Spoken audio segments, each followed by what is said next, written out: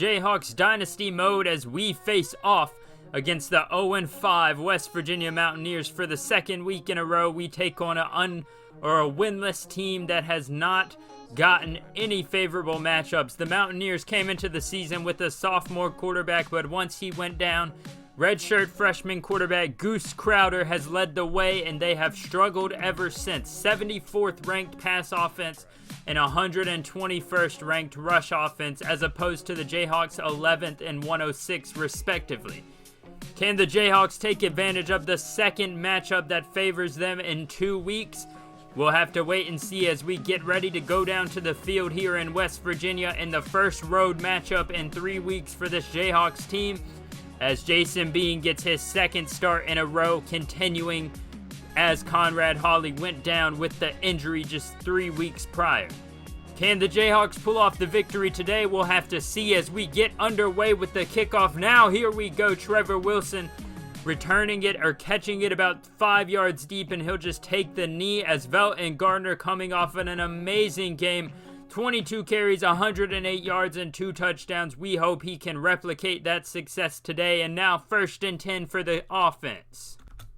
Gonna start the day with a simple run up the middle. It's gonna go for about 3 for Gardner as he gets taken down quickly by this offense. Now 3rd and inches. Looking to go straight back to Gardner. Barely gets the first down. They're gonna mark him with 1 yard there. Now 1st and 10. Jason Bean out of the shotgun. Looking to go downfield. And it's intercepted. Martin Jr. jumps the route and he takes it back down to about the 40-yard line. What an athletic interception for Kerry Martin Jr. And out comes Goose Crowder in the West Virginia offense. 2nd and 5 for this offense. Crowder looking to pass it outside, and he's got Bryce Ford Wheaton 13 yards on the play, and now 2nd and 1. We are looking to stop them here to a field goal. Crowder looking to the end zone, finds a man on a slant, and he walks on in. Sam James with the 11-yard touchdown catch and run. A tough way to start the day for this defensive unit, but Jason Bean back on the field as Gardner gets limited to just 1 on the counter play. Now we did get to a 4th and 1. And Gardner's going to take it up the middle to the right side, and he is able to get 4 on the play as we advance the line of scrimmage there. Now Jason Bean out of the shotguns, 1st and 10. It's a tight end screen to Will Huggins. Great blocking, but he can't break the tackle as he is going to get 16. Now we find ourselves quickly at a 3rd and 15 after that play. Jason Bean under center, looking like it's going to be a play action. He takes it, looks to throw, nowhere to go, has to launch it downfield, and no one's there to catch it as we settle for a 45-yard field goal, as Jacob Borsia has been much more reliable this season, snapping it back. Kick is up, and it is going to sink into the right corner as we make the lead a 4-point lead now as West Virginia gets the ball back. Crowder, though, keeps the ball himself, and he's going to get sacked for a loss of 4 there on the read option, and the Mountaineers have to punt it right back to this electric Jayhawk offense. 4th and 11. The punt is up, and Wilson is an excellent return man. He's got it out there around the 40, and he's going to get taken down after a 6-yard return. Jason Bean now 3rd and 7 on the ensuing drive, looking for the screen, and he's got Gardner who falls forward.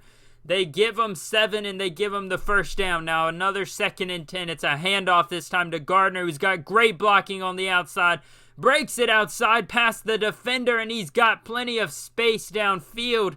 57 seconds left in the quarter, and now 1st and 10 goes to 2nd and 13. Jason Bean out of the shotgun, looking to throw, finding a man downfield, and it's caught all the way to about the 1-yard line. 2nd and goal to start the second quarter. Gardner breaks it out, but he can't get out past the lineman, and it's going to be 4th and goal upcoming for this offense with 7:33 left. Pass play to the outside. It's deflected.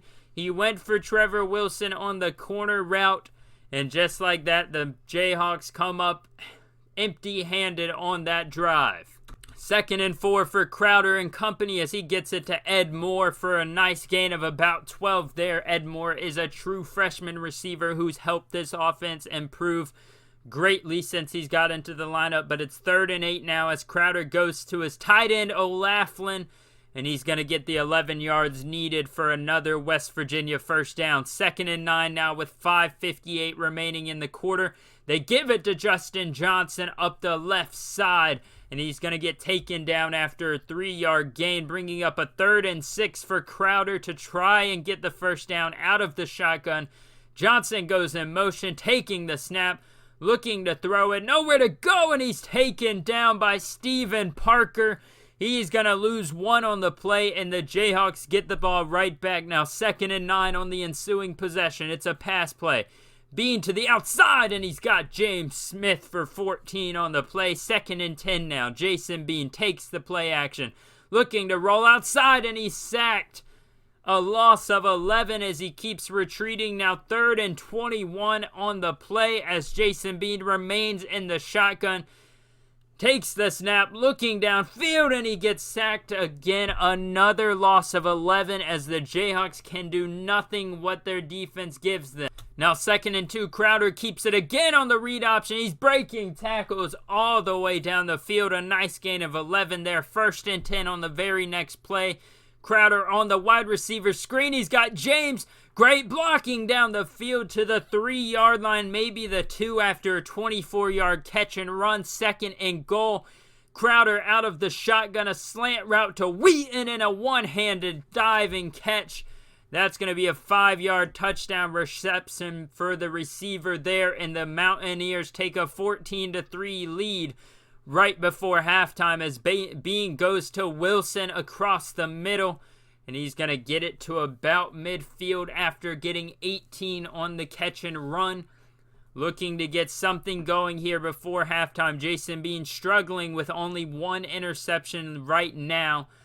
3rd and 1 though with 48 seconds remaining. Jason Bean gonna go deep, it looks like, on the play, but instead firing downfield, and it's intercepted by Malingé on the final seconds of the half, and just like that we go into halftime down 14-3 as Crowder gets the ball first and finds his tight end O'Laughlin across the middle for 12 there.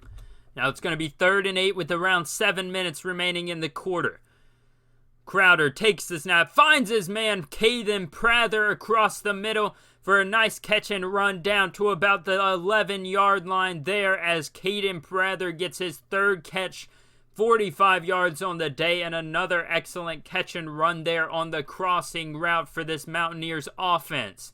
That's going to bring up a 2nd and 4 at around the 6-yard line. Crowder takes the snap, looking to throw it.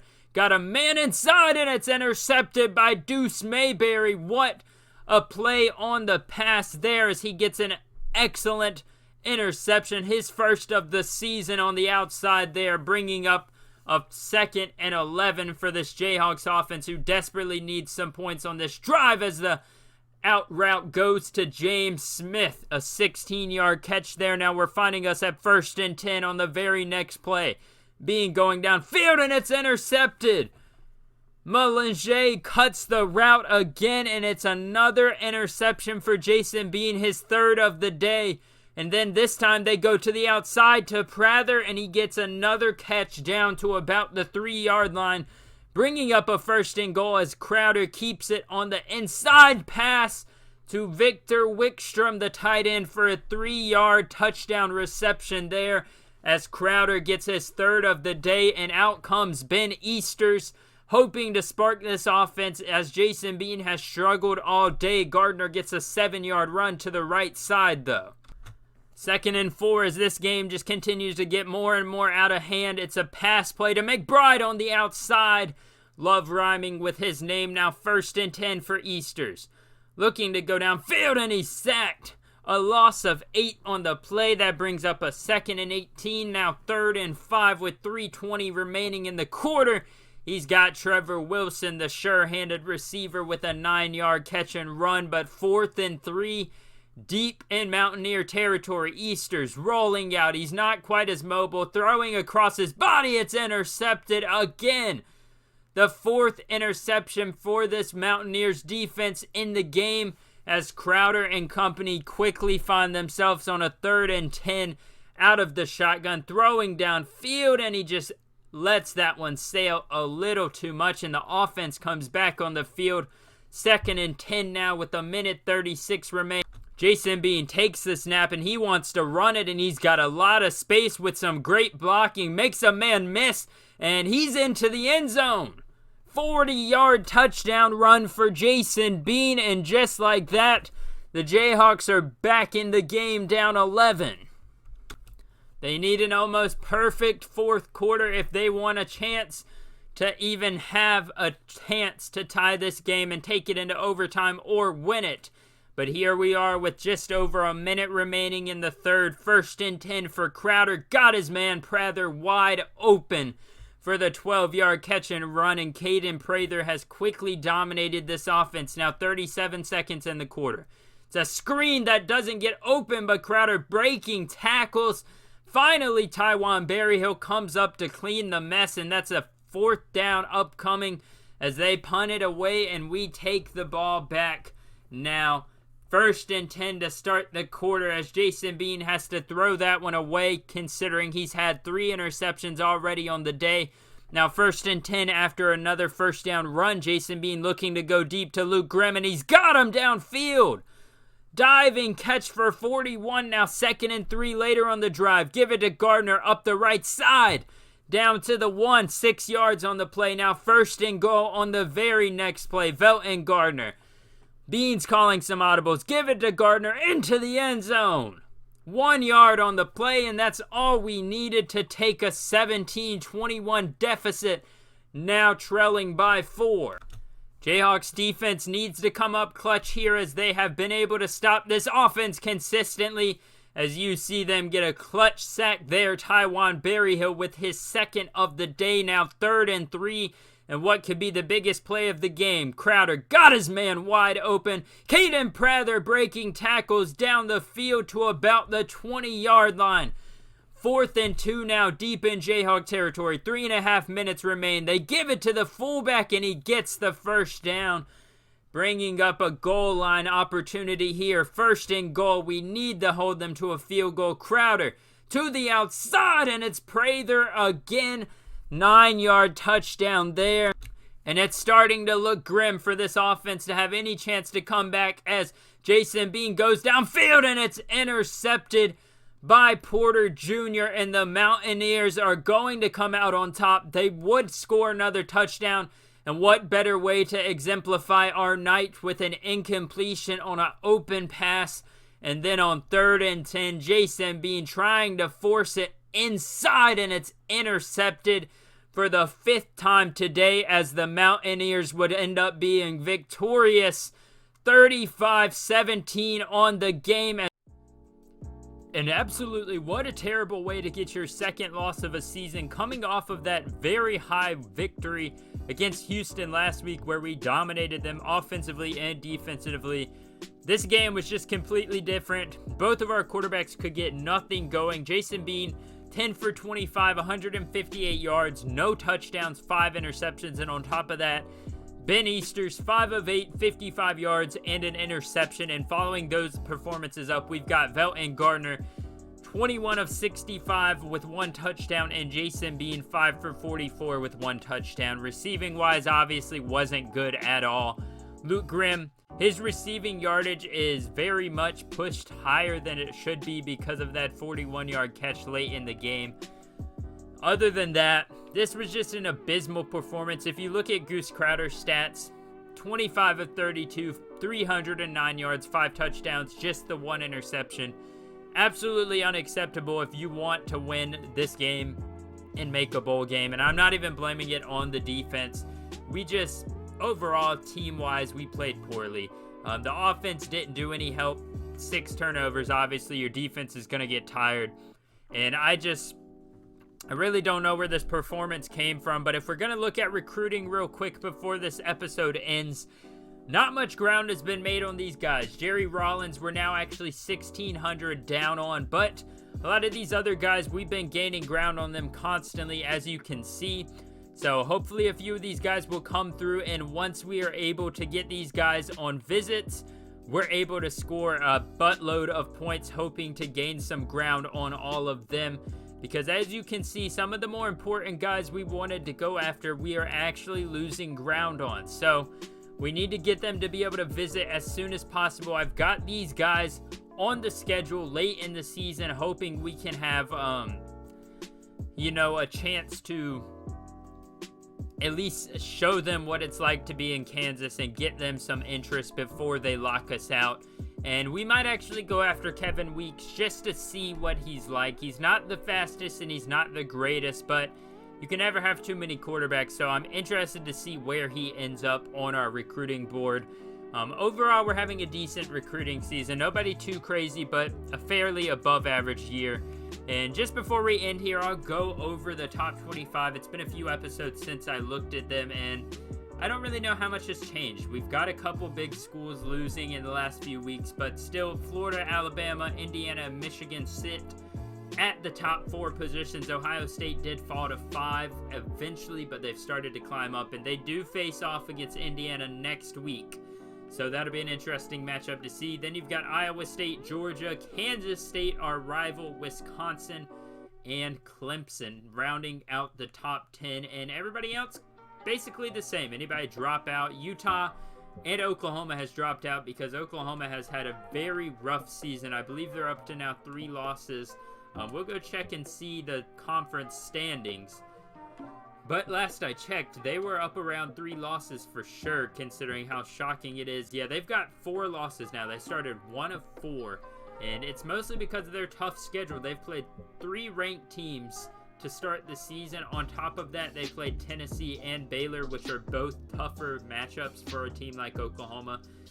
We do play them in 2 weeks, so hopefully we don't get them on a revenge tour or anything, and we're able to actually pull off the win, unlike last year against Oklahoma. Now, let me know what you guys think we should do about this quarterback situation. As always, Conrad Hawley's got about 6 to 5 weeks left before he can play. Jason Bean's been playing terrible, and Ben Easters I just don't think is ready. And we could really try to throw in Maurice Butler because statistically he's one of our better quarterbacks. But at this point, I really don't know how much of a difference it'll make if we put him in, considering we are likely on track to make a bowl game anyways, whether it's a 9-win record or a 7-win record. So I don't know if it's really worth taking away his red shirt, but comment down below what you guys think we should do, if we should just stick with Jason Bean or maybe even go with Ben Easters and get him some experience on the field. As always, make sure to hit the like button and subscribe. I'll see you guys next week as we take on another Big 12 matchup that is going to be an exciting game up against a mighty opponent in the mighty old, let's see who they are, Oklahoma Sooners. 1-4 this season, as we just saw, and we are about to take them on in Oklahoma territory. That is going to be an amazing matchup. Make sure you guys are tuned in for that next Monday, and I'll see you guys when that episode comes out.